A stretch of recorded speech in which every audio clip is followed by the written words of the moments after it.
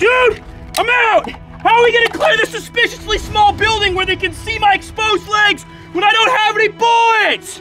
Dan, throw me that bag!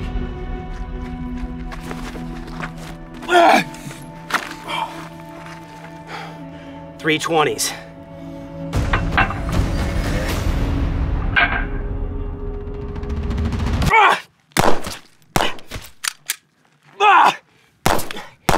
Jesus! Oh! Oh! Oh my God! Everyone's dead.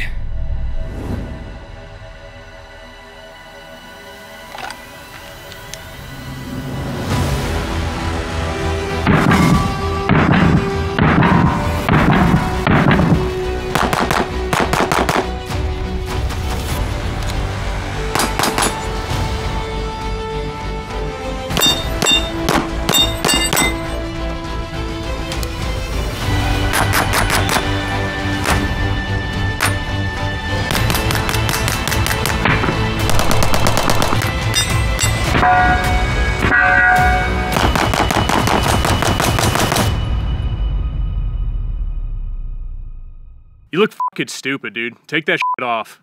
So it's 2025 and you want a pistol that has an FCU so you can swap out your grips and be completely modular. And while there are other modular Glock frame platforms out there, they cost a lot of money.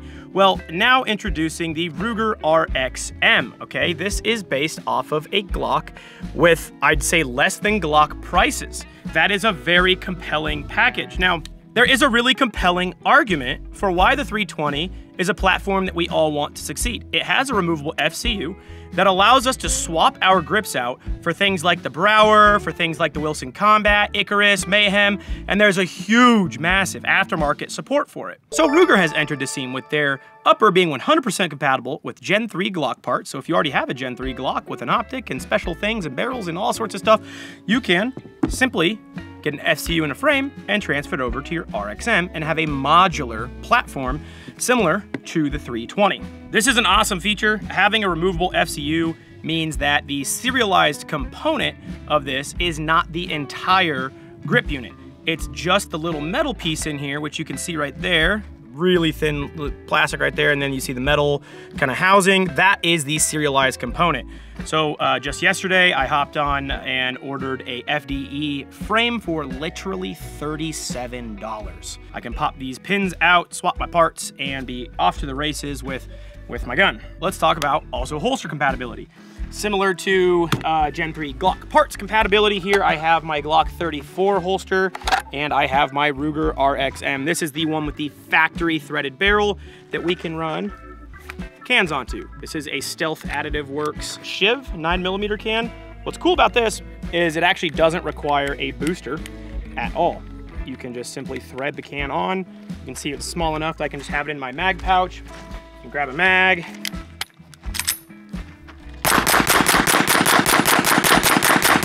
To get locked back.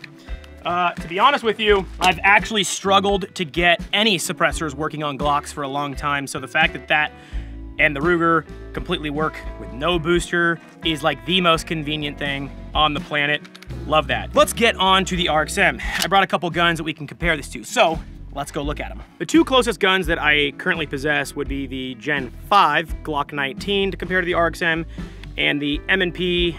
This is not the full size, so it's kind of like that same size as the Glock 19 with an Apex trigger. I know it's not a stock trigger, so it's not like the most fair comparison between all of them, but the Glock 19 is 100% stock. This is 100% stock minus the trigger, and the RXM is as it comes from the factory. We will be talking about some of the other key things that make this special aside from these, other than just recoil, but without further ado, let's get the recoil impulses of these, compare, talk about them. They should be probably pretty much the same, but I know people are gonna ask about it, so. Okay, starting off, we have the tried and true Glock 19 Gen 5. I'm no stranger to what that feels like. I've got 10s, 20s, 30s, thousands of rounds, I probably have billions of rounds on a Glock 19. Honestly, 6 bajillion rounds or something like that. Next up, we have the Smith & Wesson M&P 2.0.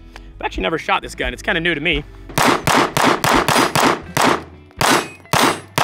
I'm searching for something that may not be there, which is a difference in recoil. They feel almost identical to me, to be completely honest. Maybe the M&P is like marginally, no, it's like, it's so close in recoil. Like anyone who says that it matters is just dumb and stupid. RXM, all right, let's see how she does. This is the newest gun in the mix. I'm not even gonna lie, I actually feel like this does have less recoil. I'm gonna play that back in slow-mo and see.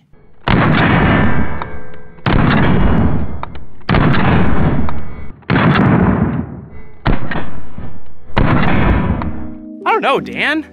Dan shot this earlier to the 19 and he was saying they feel the same. I really feel like this is, you wanna give it a go? Sure. Check the 19 out. That wasn't too bad. She felt pretty smooth.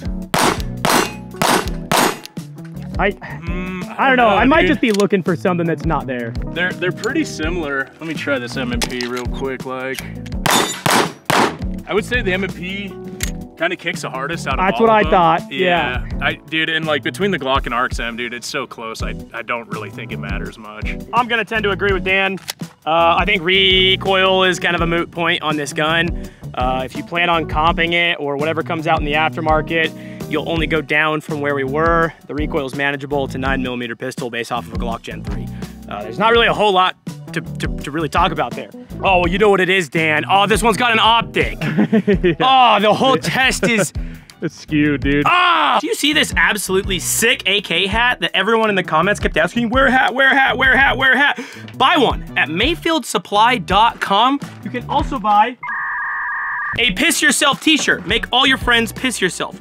Piss yourself, piss yourself, piss yourself, piss yourself, piss. No, but seriously, it'd mean the world to me if you guys went over and checked out my merch shop. It supports the channel, it keeps Dan employed. The merch is pretty good, we're working on it. We'll come out with some better designs than piss yourself.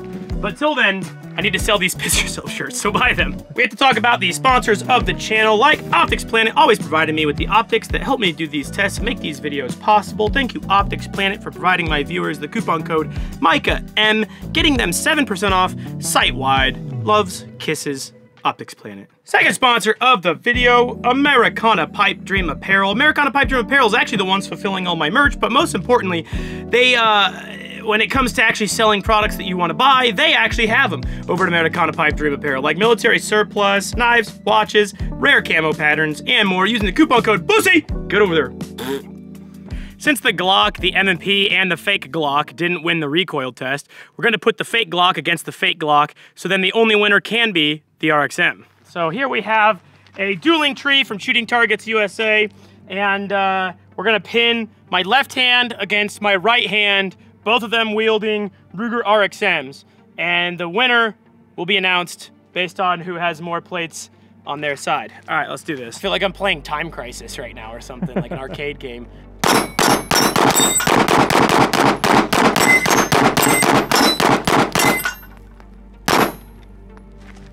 All right, let's go look at the results. Okay, well, I think we have a pretty clear winner. It's the RXM. It's impressive. You wanna know why I'm so good with my right hand, Dan? So we're gonna talk about the RXM FCU removal. That is what we were talking about earlier, the serialized component, the part that actually is the firearm. This part right here, completely replaceable. You can buy these for like under $40 and get all the colors you want.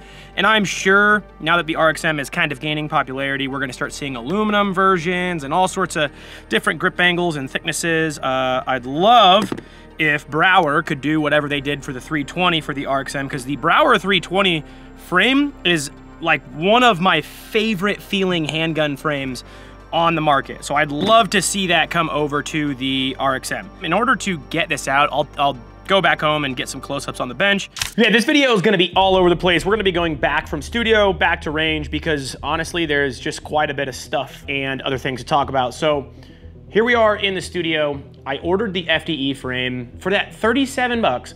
It already came with a magazine release installed. Most of the time they don't come with that kind of hardware. It's very surprising that the Magpul frames are that affordable, and also came with the spring that I lost. You see that? And it also came with the leaf spring for the slide stop. So this is the spring that actually detents your takedown dingus, this whole thingy. That's what we're gonna call it because it's kind of what it is. We lost that spring, and so now with our new frame, since it included that spring and that spring, we can now finally show you how easy it is to swap frames. All you do is you take this spring and you'll notice there's two little holes down there. It's that easy. It literally just drops into place, no problem. This little spring right here, this is my little pointer. We're gonna use this, this is my little pointer. There's like a little slit right down there that this little L shape is gonna slide into, like that. You probably can't really see me do that, but I think that if you at least have a 4th grade reading level, you'll be able to figure out how to install that spring. Now that we have our pin retaining spring in there and our little leaf spring for our slide stop dingus, literally what you can do is you can kind of just weasel this in. You'll notice it's gonna run into the spring.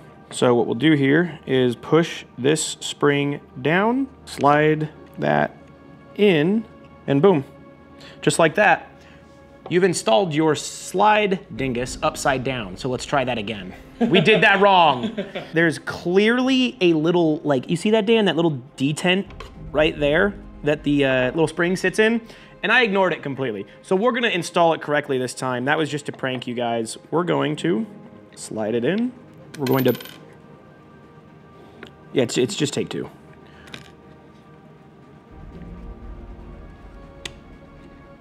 Did you get that? I did. Ah, we got it. So just like that, we have our slide dingus in there. Don't be flailing these things around when it's taken apart, is long story short. So now that we have that in there, it's time to transfer our FCU. Boom, there's a gun. That's a gun, everyone. Thank you, ATF. Woo! We're gonna put our gun inside of our gun, and we're going to, you gotta have the slide dingus out. Guys, we're learning together. Minus points for it being just a little bit more difficult. Yeah, all you have to do is you have to make sure this FCU is in the gun before. Yeah, there we go. So what I would do is, guys, it's the easiest if you put that front little spring right there in. Dan, you see that spring? Yep. It's easier if you put that in, then you put your FCU in, then you can take the slide retainer spring, wiggle it down in there. Cool. Now you can see we've installed that little slide retainer spring right there. You see it, Dan? And now we can kind of just shimmy our slide retainer in. So the easy parts, obviously, is just getting our pins back in place. You can kind of notice this little pin, it was nice of them. It's keyed. It only goes in one way. That pin, as you can see, fits nicely in there. And then we have this pin. It's not difficult at all, guys. It's not difficult. Oh, okay, we're good. We're good. You gotta pull it, you gotta shimmy the trigger a little bit. Now we have a FDE suppressed RXM, and that looks very sweet, and it was literally under 40 bucks for the grip. That's crazy. The 320 does win as far as convenience for taking out the FCU, because I don't need any tools. I can just go like this. I don't need tools, but tools are convenient. We now have our 320 FCU, and I mean, literally, it's just a twist on the frame, and if you didn't have anything to punch it out, you can just... So, the Ruger RXM, it shoots just like a Glock. The size is just like a Glock. It has more modularity than a Glock. It's compatible with Glock parts. It's got the FCU. You got that benefit of it being kind of modular like the 320, and it's $100 cheaper or more than a Glock. I'm gonna be honest, this is probably one of the first guns outside of like the Mini 14 that Ruger has ever really come out with that I would say is like a compelling option for us terminally online gun guys. I mean, it's really easy for Ruger to sell whatever compact 9mm pistol over the counter to some dad or mom that the gun store employee just like convinced into buying it. That's easy. Any of you f***ers watching this, walk in there and see those and it's impossible to sell to. I think this is Ruger's first like compelling offer into like our autistic terminally online gun community. Is that crazy, Dan? Mine's Mini 14. Mini 14 has a special place in my heart, and we're gonna do a Mini 14 video soon. But that's the RXM, dude. I'm actually pretty impressed with it. Oh, trigger. I did want to talk about that. So it almost doesn't really hit a wall. It's kind of almost a rolling break, still rolling, and it breaks. It's odd. It's gonna take some getting used to. It actually is a pretty decent frame. The button mag release is really tiny. I think the Gen 3 button itself was also really tiny, but they did add this little relief cut right here that really allows your thumb to kind of ramp down into the button. I could see people wanting a bigger mag release, but I don't think it really needs one, to be completely honest. I haven't really had any issues accessing that. There is a little bit of a hot spot that I noticed right there. So it does have more of an undercut. That little corner right here, I almost wish I could take a Dremel, which I can, and just round that corner off. That little bump and that little angle in that little corner right there. And honestly, I'm just really looking for negative things to say about it because this wouldn't be a very good gun review if I didn't have any complaints about the gun. It does come with metal sights, unlike a Glock. One thing that I didn't really get to get a really in-depth look on in the range was the slide and optic design. I cannot stress this enough, how much I appreciate what Ruger did here. I am not a fan of adapter plates, or specifically I'm not a fan of the Glock MOS system. I love direct cuts. You can get them nice and low, significantly lower than when using an optic plate. And it seems like Ruger kind of just was like, all right, you want Delta Point, you want RMR, or honestly, whatever that third optic plate is, it's probably a popular one. What these are locator pins. Can you see these, Dan? So here we have two little locator pins, and it comes with a bag of like, what, 4 of them?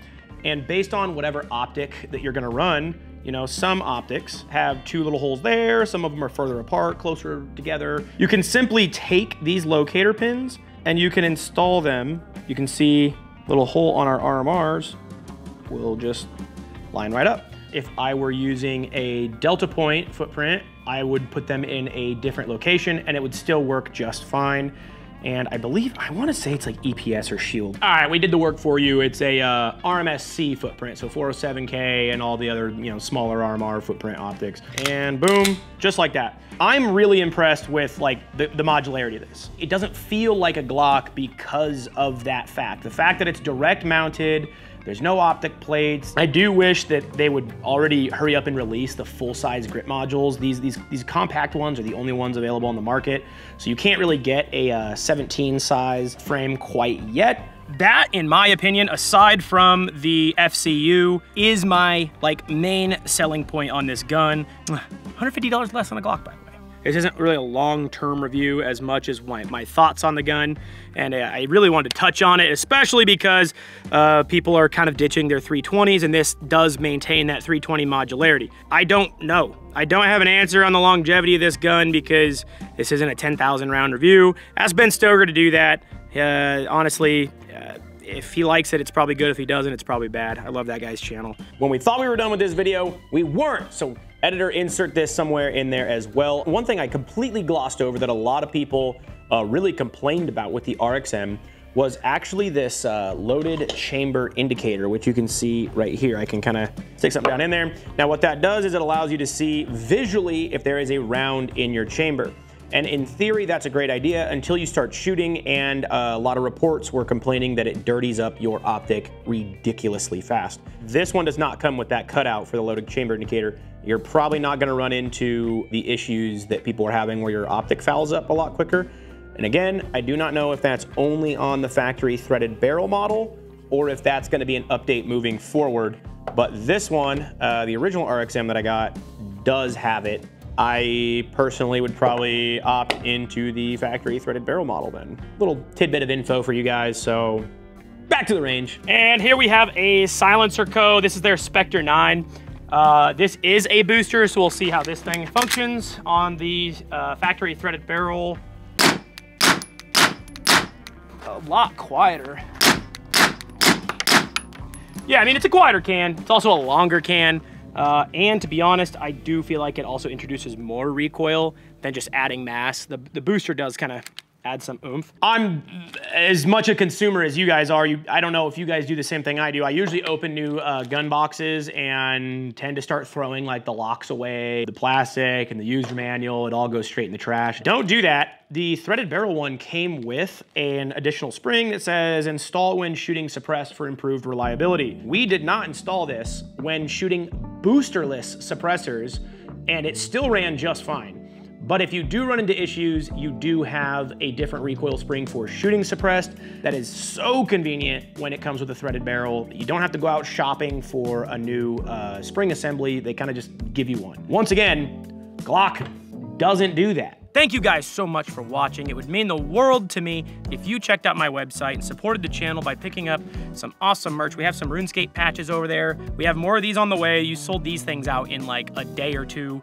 But more hats, more 5 panels, hit the restock notifications there. And like I said, I have other merch on the way, but please pick up a shirt while you're there. I love you guys so much. Thank you for watching.